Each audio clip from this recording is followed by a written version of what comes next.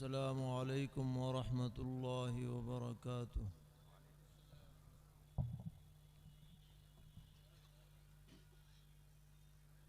अल्हम्दुलिल्लाहि रब्बिल आलमीन। अशहदु अन ला इलाहा इल्लल्लाहु वहदहु ला शरीका लह وأشهد أن سيدنا ومولانا محمدا عبده ورسوله صلى الله تبارك وتعالى عليه وعلى آله وأصحابه وذرياته أجمعين.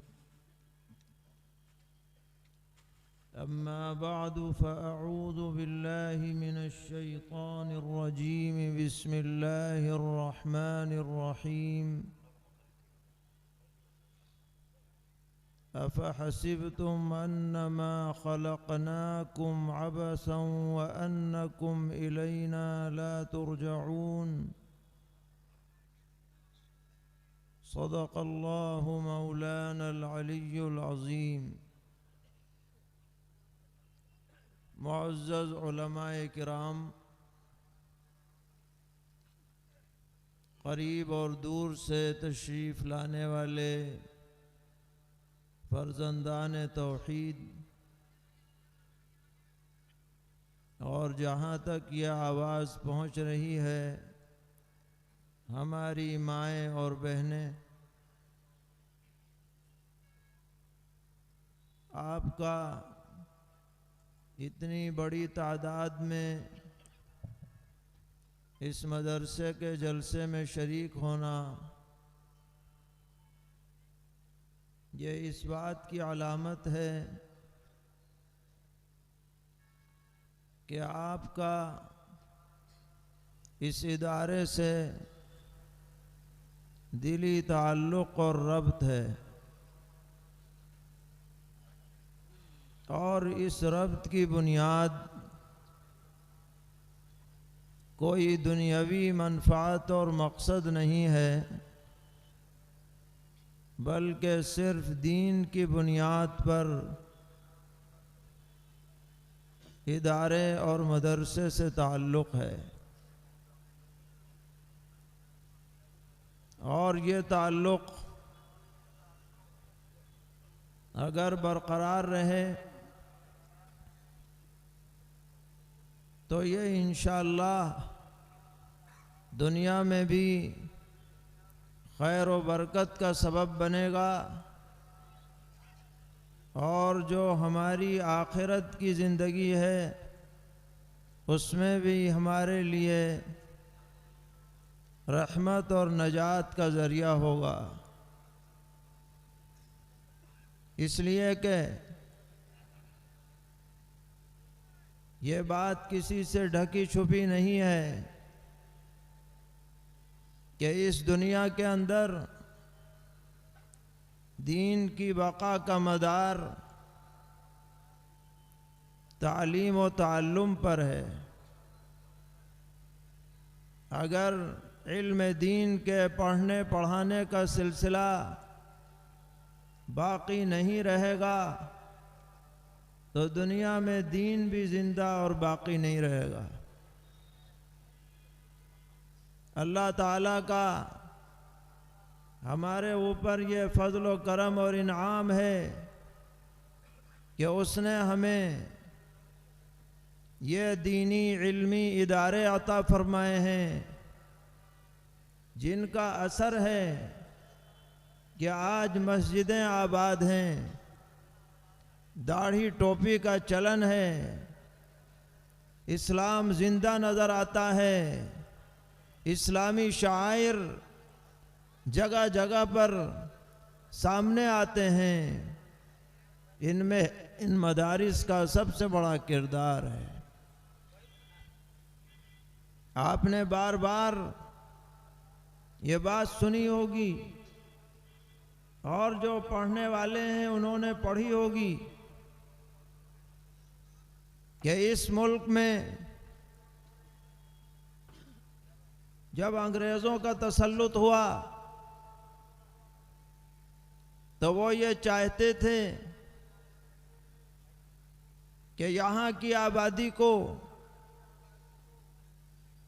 अपने मजहब के रंग में रंगीन कर दें और यहाँ के बसने वाले इंसानों को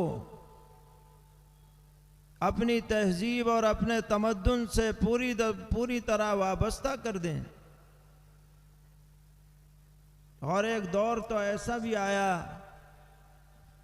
जब शहर शहर बस्ती बस्ती ईसाई मिशनरी के लोग इर्तिदादी तहरीकात को लेकर पूरे मुल्क में हुकूमत की सरपरस्ती में काम कर रहे थे और वो लोग ये ख्वाब देख रहे थे कि चंद सालों में हम इस मुल्क को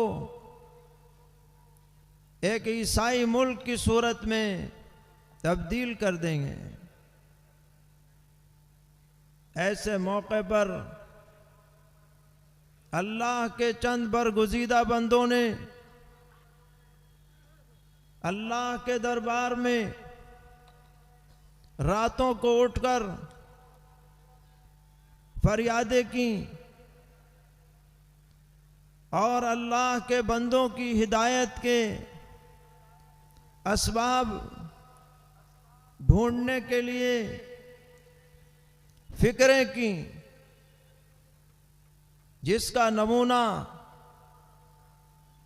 उस छोटे से मदरसे की शक्ल में जाहिर हुआ जो देवबंद की छोटी सी मस्जिद छत्ता में एक अनार के दरख्त के नीचे से शुरू किया गया, जिसका पढ़ाने वाला भी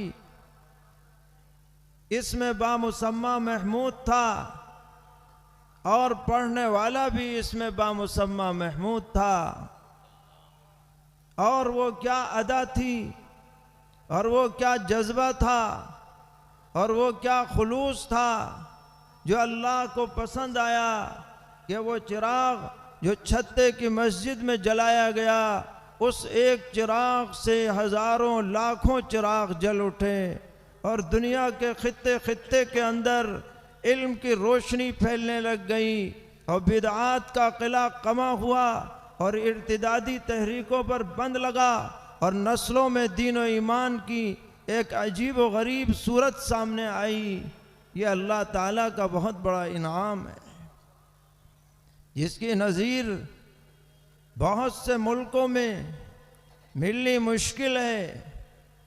आपका ये इदारा भी उसी चिराग से वाबस्ता और उसी रोशनी का हामिल और उसी तहरीक का एक जुज़ है, एक सुनहरा जुज़ है, जिसका फैज़ अल्हम्दुलिल्लाह इलाक़े में फैल रहा है।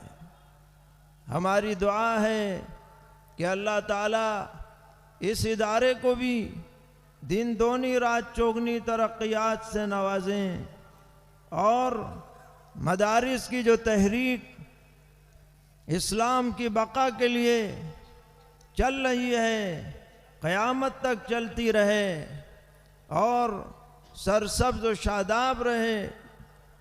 ये रोशनी घर घर फैलती रहे, यह हमारी दुआ है और तमन्ना है। इन जलसों का एक मकसद जहाँ ये होता है कि मदरसे की कारकर्दगी सामने आए और जिन तलबा ने कुरान पाक का हिफ्ज़ किया है, दस्तार बांधकर उनकी इज़्ज़त अफजाई की जाए, यह भी एक अहम मकसद है, ताकि देखने वालों को अंदाज़ा हो कि यह ऐसी अजीम दौलत है जिसका कोई मुकाबला नहीं किया जा सकता। वालिदैन का दिल भी ठंडा हो और रिश्तेदार भी खुश हों। और आज जिस बच्चे को दस्तार बनते हुए देखें तो उनके दिल में ख्याल आए कि काश वो दिन भी आए जब हमारा बच्चा या हमारा पोता या हमारा नवासा या हमारा भतीजा या हमारा भांजा वो भी इस नेमत से सरफराज हो। ये तरगीब दिलाने के लिए ये प्रोग्राम किए जाते हैं। एक जगह पर हमने एक और मंजर भी देखा। मैं जनाब मुफ्ती अब्दुल हई साहब से कहूँगा कि इस पे भी गौर करें कि वहाँ दस्तारबंदी का जलसा था और बच्चों का नाम लिया जा रहा था, फला तालिब इल्म, फला हाफिज। लेकिन साथ साथ उस बच्चे के वालिद साहब को भी स्टेज पे बुलाया जा रहा था और बच्चे को तो दस्तार बांधी जा रही थी और वालिद साहब को टोपी पहनाई जा रही थी एजाज में, और वालदा के लिए एक ओढ़ने का इंतज़ाम था, वो भी दिया जा रहा था कि भाई हाफिज का वालिद है तो वो नंगे सर क्यों रहे और हाफिज की वालदा है तो वो बेपर्दा क्यों रहे। तो ये बात अच्छी लगी कि एक एजाज भी हो गया और एक नसीहत भी हो गई, तरगीब भी हो गई। और बिलाशुबा ये वालिदैन के लिए बहुत बड़ी इज्जत की बात है कि उनका बेटा अल्लाह तबारक व तआला के सच्चे कलाम को अल्लाह की तौफीक से अपने सीने में महफूज कर लें। इससे बड़ी बात क्या हो सकती है। और फिर अल्लाह तौफीक दे तो हिफ्ज़ तक महदूद न रहे बल्कि और आगे पढ़े। अभी उसने अल्फाज याद किए हैं, अब अगले दर्जात में जाएगा तो इसके मानी को भी याद करे, मफाहीम को याद करे, अहादीस शरीफा को पढ़े, फ़िक़्ह इस्लामी को पढ़े।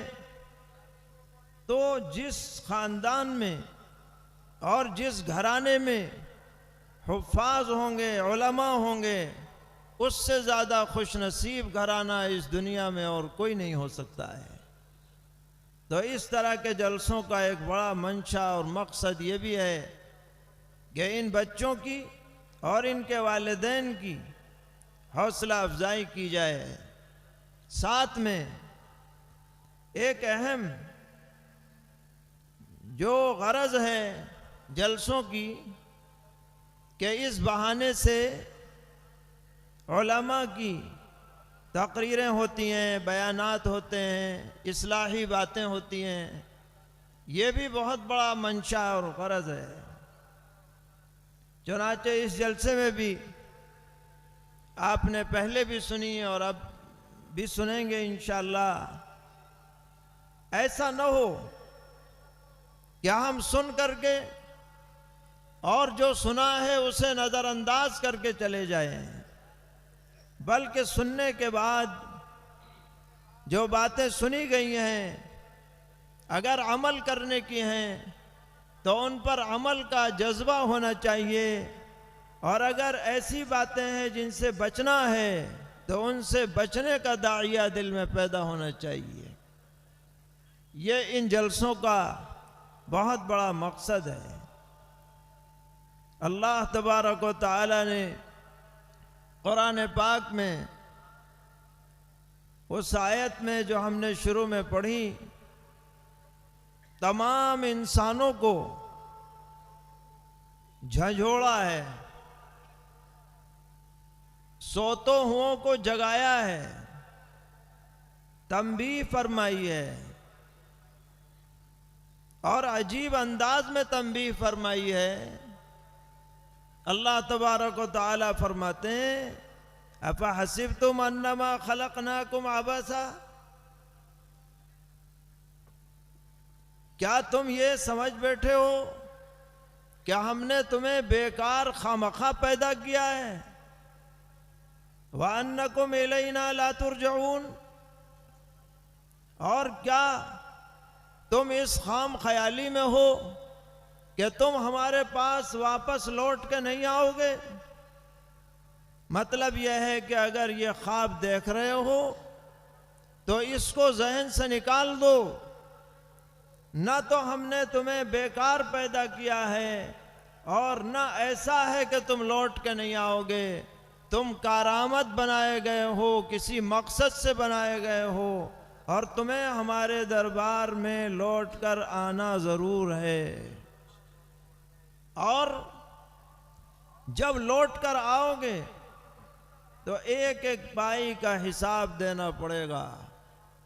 इस दुनिया की पूरी ज़िंदगी का हिसाब अल्लाह ताला के दरबार में हर एक को देना है, चाहे वो दुनिया में कुछ भी रहा हो, बड़ा हो छोटा हो, अमीर हो गरीब हो, मालदार हो फ़कीर हो, हाकिम हो रियाया हो।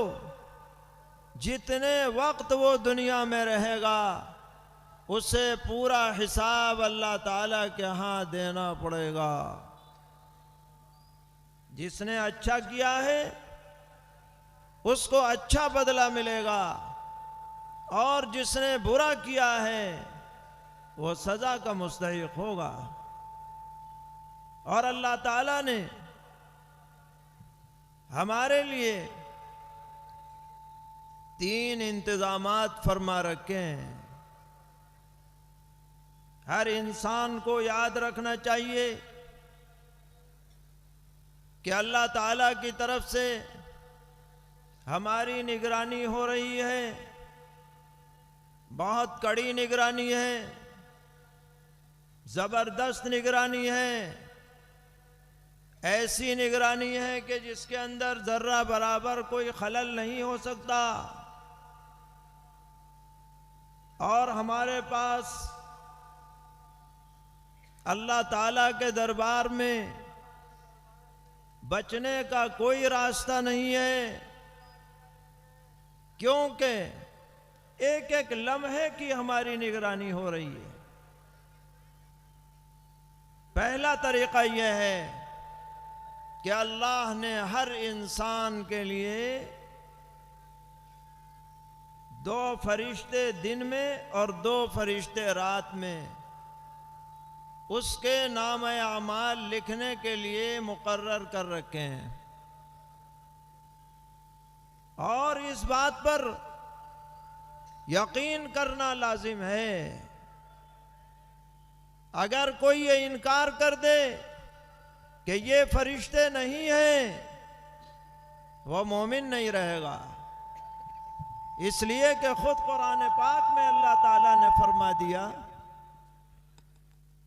क्या हमारे फरिश्ते मुकर्रर हैं और वो तुम्हारा हर हर काम, हर हर अमल लिख रहे हैं।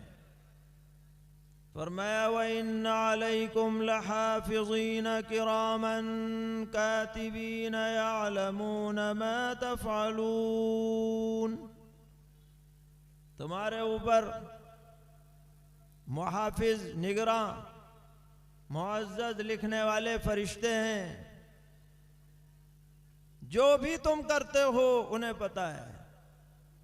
हदीस में आता है दिन वाले शाम को असर के वक्त रात वालों को चार्ज दे के चले जाते हैं, और रात वाले फजर के वक्त में दिन वालों को चार्ज दे के चले जाते हैं। और ये फरिश्ते हैं, ये अल्लाह ताला के हुक्म के ताबे हैं। ऐसा नहीं हो सकता कि वक्त से बेवक्त हो जाए कि जी आज तो बुखार हो रहा है, आज तो छुट्टी है। इनकी छुट्टी उट्टी कुछ नहीं होती। हर दिन आएंगे, हर वक्त आएंगे। और इनकी न किसी से दुश्मनी है न दोस्ती। कि भाई दोस्ती हो तो बगैर किए नेक अमाल लिख दो, और दुश्मनी हो तो बगैर किए बुरी बातें लिख दो। ये सारा जो भी हम कर रहे हैं लिख रहे हैं, और क़यामत में ये सारा नाम-ए अमाल हमारे हाथ में पकड़ा दिया जाएगा और कोई इनकार नहीं कर पाएगा। एक इंतज़ाम तो यह है। दूसरा इंतज़ाम यह है कि आदमी जहां पर भी जो अमल करता है वो ज़मीन उसकी गवाह बन जाती है। अब जाहिर है ज़मीनी पे तो करेगा, जजीरे में हो, पहाड़ में हो, जंगल बयाबान में हो, घर में हो, तहखाने में हो, वो जगह गवाही देगी इसने अच्छा किया कि बुरा किया। यौमइदिन तुहद्दिसु अख़बारहा बिअन्न रब्बका औहालहा, कुरान पाक कहता है सारी खबरें बता देगी, ये बोल जाएगी। और तीसरा इंतज़ाम अल्लाह ताला का यह है कि अगर ज़ुबान नहीं बोलेगी तो हाथ पैर बोल जाएंगे। हाथ कहेगा मैंने मारा था, पैर कहेगा मैं फला जगह गया था, आँख कहेगी मैंने फला चीज़ देखी थी, कान कहेगा मैंने फला चीज़ सुनी थी, ये ज़ुबान कहेगी मैंने फला फला बातें बोली थी। अल्लाह ताला फरमाते हैं कि जब ये आज़ा बोलने लग जाएंगे तो आदमी हैरान हो जाएगा, कहेगा तुम दुनिया में तो बोलते नहीं थे, यहां बोलने लग गए। अल्लाह ताला उन आज़ा को गोयाई अता करेंगे। वो कहेंगे जिस अल्लाह ने सबको गोयाई अता की उसने हमें भी गोयाई अता की है। ये बड़ी डरने वाली बात है। आपने देखा होगा किसी जगह पर कैमरा लगा रहता है, सीसीटीवी कैमरा, और वहां लिखा रहता है आप कैमरे की नजर में, यानी कोई गड़बड़ मत कीजिए वरना आपकी गड़बड़ी रिकॉर्ड हो जाएगी। तो ये तो मामूली सा कैमरा है, बिजली गायब हो जाए, काम करना बंद कर दे, मशीनरी खराब हो जाए तो फेल हो जाए, अंधेरा हो जाए तो कुछ ना कैच करे, मगर अल्लाह ताला के जो इंतजामात हैं उसमें तो कोई तखल्लुफ नहीं हो सकता है। आज डरने की बात है। हर आदमी को अल्लाह से डरना चाहिए, डर कर जिंदगी गुजारनी चाहिए। यह ना समझो कि बस मौज मस्ती है करते रहो, बल्कि अल्लाह के यहाँ क्या जवाब देना है उसका हर आदमी को इंतज़ाम करना चाहिए। आज बड़े अफसोस की बात होती है कि हमारे नौजवान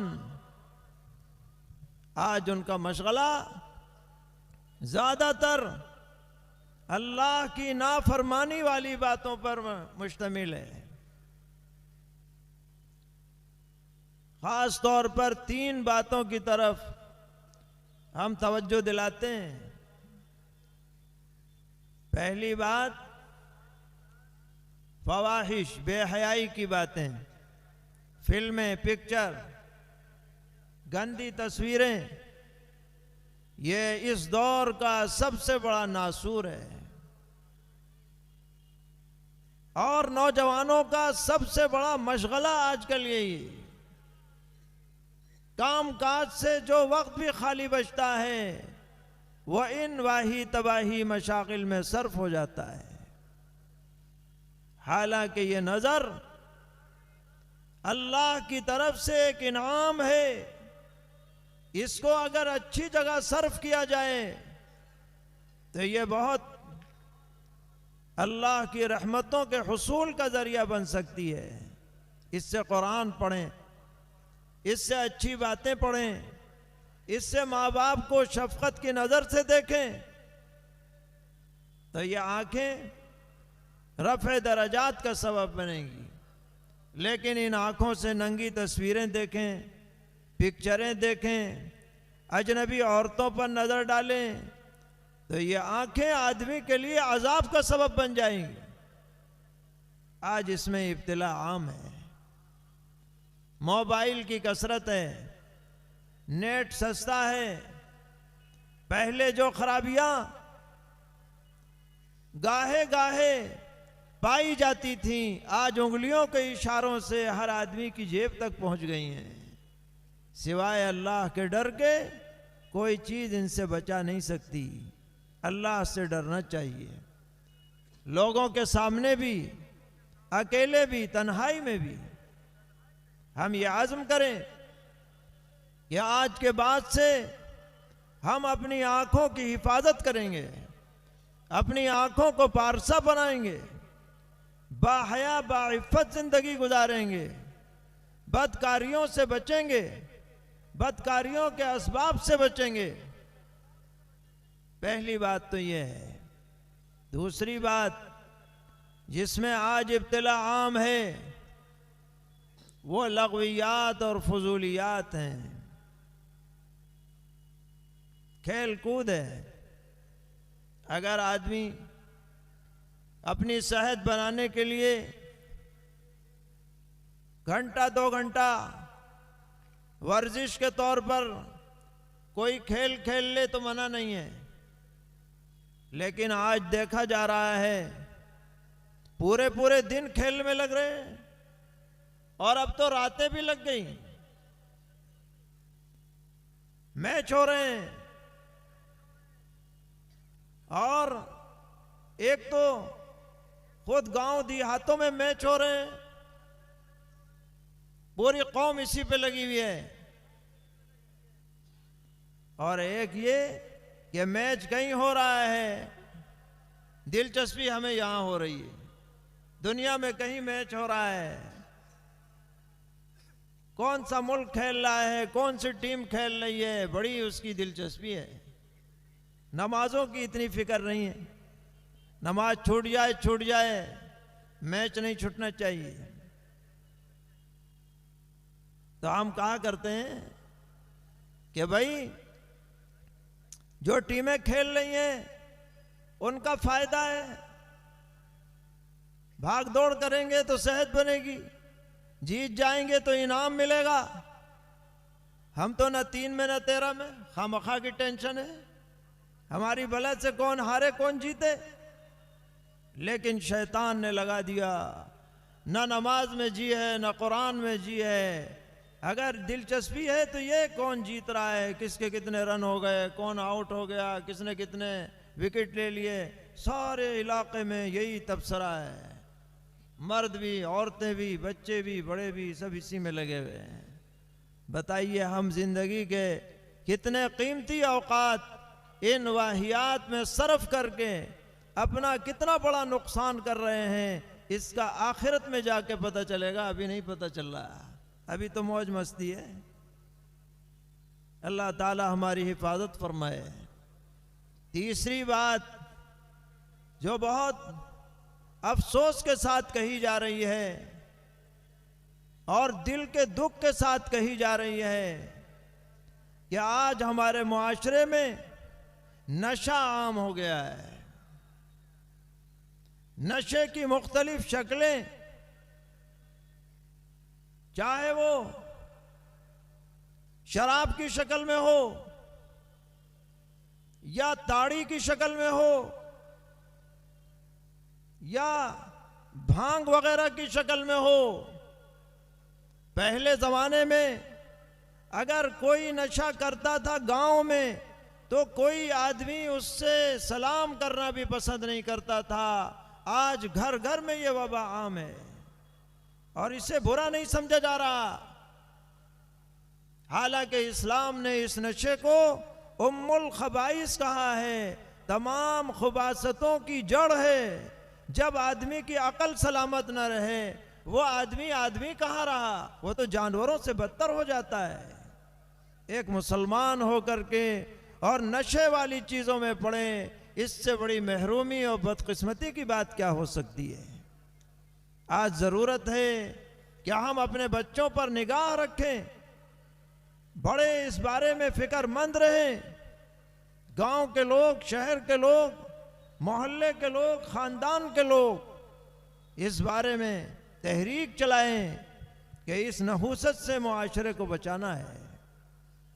यह ऐसी चीज़ है जिस मुआशरे में पैदा हो जाएगी उस मुआशरे की तबाही यकीनी है। इस्लाम ने दौर जाहिलियत में जहां शराब पानी की तरह पी जाती थी, इस्लाम ने आकर उस पर बंदिश लगाई और सख्त बंदिश लगाई, किसी भी हालत में उसकी इजाजत नहीं दी और सख्त वईदें पैगंबर अलैहिस्सलाम ने इरशाद फरमाई। एक हदीस में फरमाया कि जो आदमी शराब पीते पीते दुनिया से चला जाए और तौबा न करे तो आखिरत में तीनतुल खबाल पिलाया जाएगा। पूछा गया कि तीनतुल खबाल क्या चीज़ होती है? आपने फरमाया जिंदगी में खैर के पहलू उजागर होंगे। अल्लाह ताला इस जलसे को बेहद कबूल फरमाए और इस इदारे को भी कबूल फरमाए। जो भी तलबा हिफ्ज़ कुरान की तकमील कर रहे हैं, अल्लाह ताला उनको इस नेमत की कदरदानी की तौफ़ीक़ अता फरमाए और मज़ीद इल्म दीन से उन्हें आरास्ता फरमाए। इनके असातिज़ा को भी जज़ाए खैर अता फरमाए। व सल्लल्लाहु तआला अला खैरि खल्क़िही मुहम्मदिन व आलिही व सहबिही अजमईन बिरहमतिक या अरहमर राहिमीन।